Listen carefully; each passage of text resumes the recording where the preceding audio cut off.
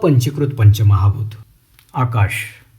आकाश हे पंचमहाभूतांपैकी सर्वात सूक्ष्म आणि व्यापक तत्व आहे. ही ती शून्यता आहे जी सर्वांना आपल्या आत स्थान देते आणि सर्व पदार्थांना धारण करण्याची क्षमता ठेवते. आकाशाशिवाय ना गती शक्य होते ना अस्तित्व टिकू शकते. आकाश आपल्याला दिसत नाही, पण त्याचा अनुभव प्रत्येक क्षणी येतो. जसे की ध्वनीचा प्रसार, शब्दांचे कंपन आणि भावनांचे आदानप्रदान. हे तत्व आपल्या जीवनात विस्तार, खुलापण आणि असीमता यांचे प्रतीक आहे. आकाशाशी संबंधित ज्ञानेंद्रिय म्हणजे श्रोत्र म्हणजेच कान.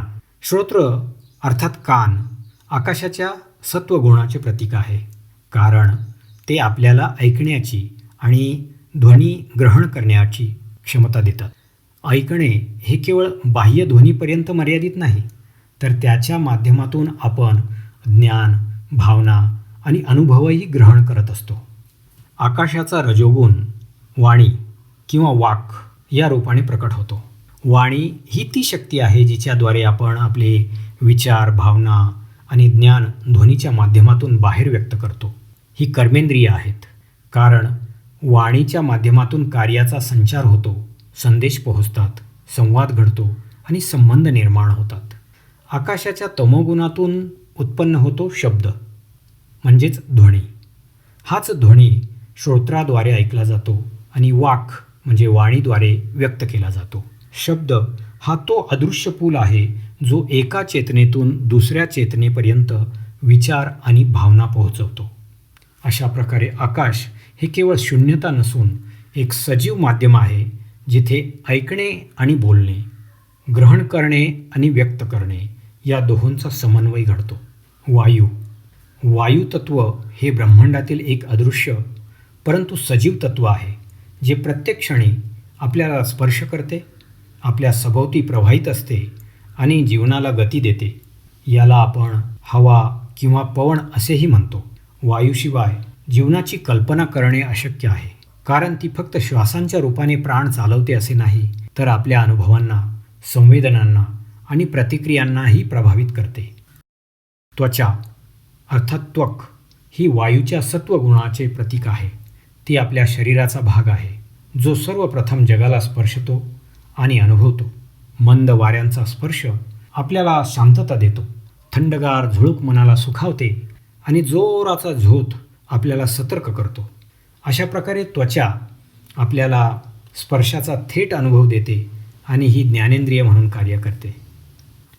हात किंवा हस्त हा वायूच्या रजोगुणाशी संबंधित आहे.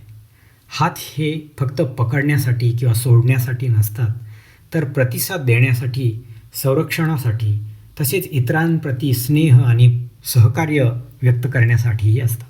जसा वारा प्रत्येक दिशेने वाहतो आणि सर्वांना स्पर्शतो, तसाच हातही कर्मेंद्रिय म्हणून आपल्या कृतींना दिशा देतो. स्पर्श हा वायूचा मूलभूत गुण आहे. तो एक अदृश्य संवाद आहे. त्वचा त्याला ग्रहण करते आणि हात त्याला प्रतिक्रियेतून व्यक्त करतात. कधी ती प्रतिक्रिया कोमल असते, जसे की कोणाला प्रेमाने धरून ठेवणे, आणि कधी ती तीव्र असते, जसे की संकटापासून संरक्षण करणे. अशा प्रकारे वायुतत्व आपल्याला शिकवते की जीवनातील प्रत्येक स्पर्श जागरूकता आणि संवेदनशीलतेने स्वीकारायला हवा. अग्नी, ज्याला आपण ऊर्जा, ताप, उष्णता, तेज आणि प्रकाश या रूपात ओळखतो, हे जीवनातील एक अत्यंत महत्त्वाचे तत्व आहे. ती फक्त बाह्य जगाला प्रकाशित करणारी शक्ती नसून आपल्या अंतरात्म्यातील चेतना आणि जागरूकता प्रज्वलित करणारी शक्तीही आहे. अग्नी आपल्याला पाहण्याची, समजून घेण्याची आणि पुढे जाण्याची प्रेरणा देते. नेत्र, जे अग्नीच्या सत्वगुणाशी संबंधित आहेत, आपल्याला जगातील रूपे आणि रंग ग्रहण करण्याची क्षमता देतात. ही केवळ पाहण्याची साधने नाहीत, तर ओळखण्याचे, परखण्याचे आणि सत्य जाणून घेण्याचे माध्यमही आहेत. नेत्रांशिवाय दृश्य जगाची सुंदरता, विविधता आणि मांडणी आपल्यासाठी अदृश्यच राहिली असती. पाद अर्थात पाय अग्नीच्या रजोगुणाचे प्रतीक असून गती आणि क्रियाशीलतेचे प्रतिनिधित्व करतात. जेव्हा नेत्र एखाद्या रूपाकडे पाहू इच्छितात, तेव्हा पाद आपल्याला त्या दिशेने नेतात. हा समन्वयच जीवनाला सक्रिय आणि संतुलित ठेवतो. जिथे दृष्टी दिशा दाखवते आणि पावले गती प्रदान करतात. रूप जे अग्नीच्या तमोगुणाचा भाग आहे, जे दृश्य जगाचे सार आहे. नेत्र ते रूप ग्रहण करतात आणि पाद त्या रूपापर्यंत पोहोचण्याचे किंवा त्यापासून दूर जाण्याचे कार्य करतात. अशा प्रकारे अग्नितत्व आपल्याला केवळ पाहण्याची शक्तीच देत नाही, तर त्या दृष्टिकोनाला कृतीत परिवर्तित करण्याचे सामर्थ्यही प्रदान करते. जल अर्थात पाणी. पाणी हे जीवनाचे मूलतत्व आहे. ते केवळ तहान भागवण्याचे साधन नाही, तर आपल्या अस्तित्वाचा अविभाज्य घटक आहे. पाण्यात शांतता, कोमलता आणि संवेदनशीलता हे गुण असतात. हे आपल्या शरीर, मन आणि आत्म्याला संतुलित ठेवण्यास महत्त्वाची भूमिका बजावते. पाण्याशी निगडीत इंद्रिये आणि क्रिया आपल्या जीवनातील सामंजस्य आणि प्रवाह टिकून ठेवण्याची प्रतीक आहेत. रसना म्हणजेच जीभ पाण्याच्या सत्वगुणाशी संबंधित आहे. जीभ हे ते माध्यम आहे ज्याद्वारे आपण चव अनुभवतो. पाण्यात चव धारण करून ती जिभेपर्यंत पोहोचवण्याची अद्भुत क्षमता असते. जसे पाणी प्रत्येक चव स्वतःमध्ये सामावून घेते, तसेच रसनाही प्रत्येक चव अनुभवते आणि आत्मसात करते. उपस्थ किंवा जननेंद्रिय पाण्याच्या रजोगुणाशी संबंधित आहे. हे सृजन, संवर्धन आणि प्रजननाचे प्रतीक आहे.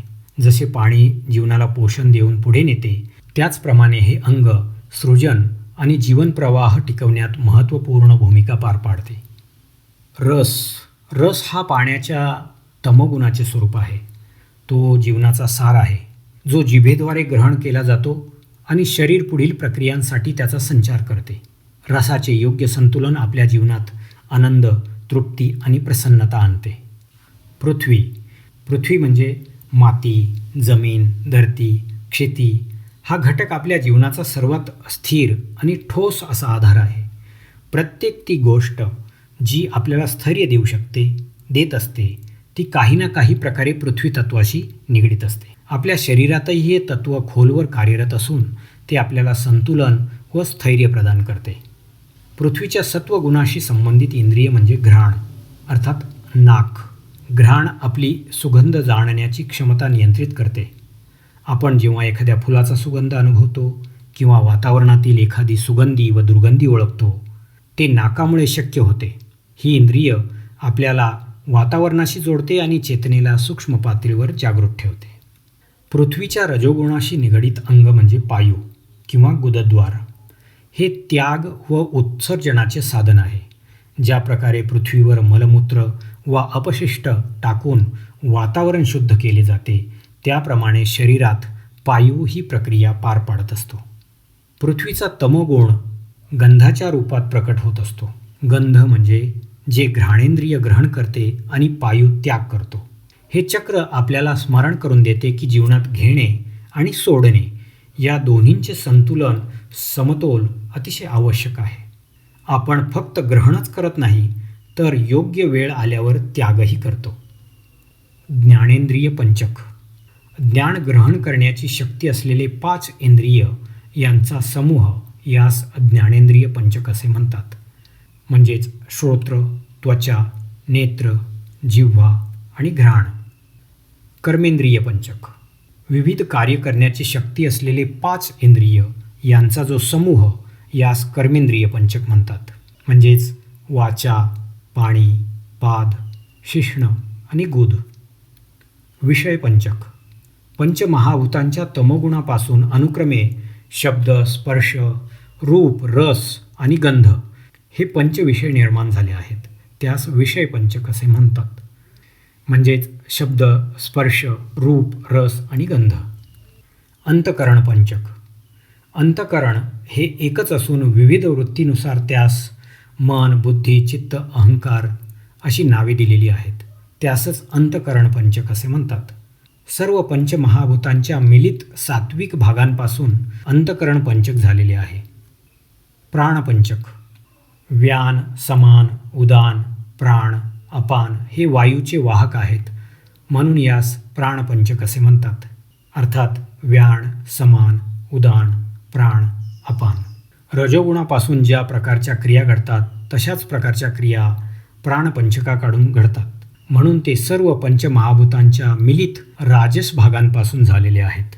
ही पाचही पंचके आपल्या जीवनातील गूढ रहस्यांचे स्पष्टीकरण करणारे अद्भुत स्तंभ आहेत. हे फक्त शारीरिक रचनेचे घटक नाहीत, तर आपल्या अस्तित्वाचे संचालन, अनुभूती आणि अभिव्यक्ती यांचे आधार आहेत. ज्ञानेंद्रिय पंचक आपल्याला या जगाला जाणण्याची आणि समजून घेण्याची शक्ती देतात. आपले कान, त्वचा, डोळे, जीभ आणि नाक हेच ते द्वार आहेत, ज्यातून आपण बाहेरील जगातील अनुभव आपल्या अंतर्मनात आणतो. ध्वनी, स्पर्श, दृश्य, स्वाद आणि गंध हेच ते माध्यम आहेत जे आपल्याला ज्ञानाशी जोडतात आणि जीवनाला अर्थपूर्ण करतात. त्याचबरोबर कर्मेंद्रिय पंचक हे आपल्या कृती आणि अभिव्यक्तीची साधने आहेत. वाणीने विचार व्यक्त होतात, हातांनी सृजन घडते, पायांनी गती मिळते आणि शारीरिक क्रियांमुळे जीवनाचा क्रम चालू राहतो. ही फक्त शारीरिक क्रियाशीलता नाही, तर जगात आपला सहभाग आणि भूमिका यांचे प्रतीक देखील आहेत. याचप्रमाणे विषयपंचक हे ते विषय आहेत जे आपल्या इंद्रियांच्या अनुभवाचा आधार आहेत. शब्द, स्पर्श, रूप, रस आणि गंध यांच्यामुळेच जग रंगीबेरंगी आणि विविधतापूर्ण भासते. हे नसते तर इंद्रिये असूनही अनुभव अपूर्ण राहिला असता. मनुष्याचे अंतर्गत विश्व अंतःकरण पंचकावर आधारित आहे. मन विचार करते, बुद्धी निर्णय घेते, चित्त स्मरण ठेवते, अहंकार मीची ओळख टिकवतो. हेच आपल्या अंतर्मनातील दिशा, दृष्टी आणि दृष्टिकोन घडवतात. हे आपल्या आचरण आणि व्यक्तिमत्वाच्या मुळात स्थित असून पंचमहाभूतांच्या सात्विक अंशापासून निर्माण झालेले आहेत. शेवटी प्राणपंचक. प्राणपंचक हे जीवनाचा प्रवाह कायम ठेवणारी अदृश्य शक्ती आहे.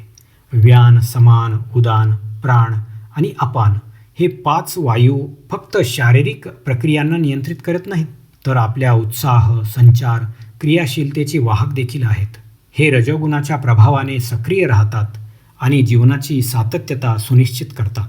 या 5ही पंचकांचे ज्ञान मिळवणे म्हणजे जीवनाची खोली समजून घेण्याचे साधन होय. जेव्हा आपण यांची सामंजस्यपूर्ण भूमिका ओळखतो, तेव्हा जीवन अधिक संतुलित, जागरूक आणि शांततापूर्ण बनते. या विभागातील मजकूर सुनील खांड बहाले लिखित को हम मी कोण या ग्रंथातून घेण्यात आलेला आहे.